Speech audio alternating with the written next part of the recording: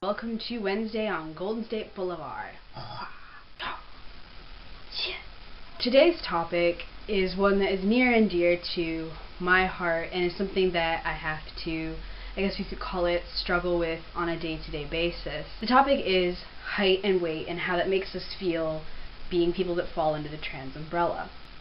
Weight isn't something that I'm really going to touch on much. I weigh between 105 and 110 pounds, which is roughly 47 to 50 kilos.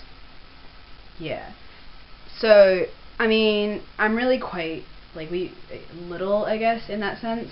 I don't really have much muscle. I'm working on it, but it's not really, it's not really a huge source of dysphoria for me, so I'm going to kind of leave that to somebody who can maybe discuss that a little bit more in depth. Height is the one I'm going to talk about. I am 5'2", which is, I have it right here, 158, bordering on 159 centimeters.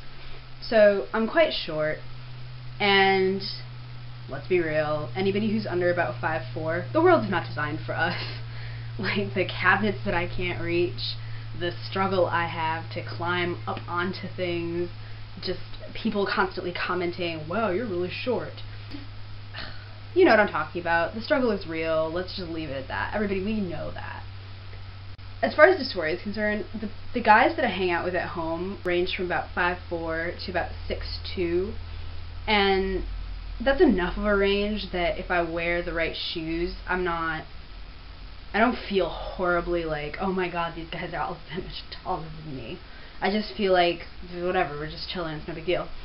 Since I've been in Germany, it's been worse because the people here tend to be quite a bit taller than in the States. There's not as much of a sliding scale as far as how tall the guys here are. So that's been rough. My boyfriend is about 6'3", which, and I might get this wrong, but I think is about 193 centimeters. So that's rough because I always feel like I look like I'm 12 when I stand next to him. But, you know, what can you do? In any case, this is supposed to be instructional and helpful, so what I will tell you is that, and this applies to anybody, even if you are fortunate enough to be like 5, 6, 7, 8, 9, if you want to be taller, I think this would work for you. Well, this will work for you as well. One of the things that I do, and it sounds a little bit silly, so bear with me, because it does work, is I have a pair of plain black go-go boots. They're about yay high. I don't even know if that's right. They're about 4 inches tall, so that puts me at about 5'6", which is around the same height as Tom Cruise, for whatever that's worth. That does help quite a bit, because 5'6" is, I would say, about the cutoff for a relatively typical short man height. So I would say that is quite helpful. And if you wear them under long pants, like if you get pants that are a little bit too long for you, the pants will cover most of the boots, so it's not like everybody's gonna be looking at you like, go-go boots, you're short, in fact, you are not 5'6". So, you know, just wear them under long pants, and that pretty much solves that problem. I do that almost all the time. I've worn them down quite a bit. I should probably think about investing in a new pair, but money. I also just was watching some videos that were actually aimed at men who are shorter, and it was talking about this idea of adding height to your shoes by inserting a foam padding.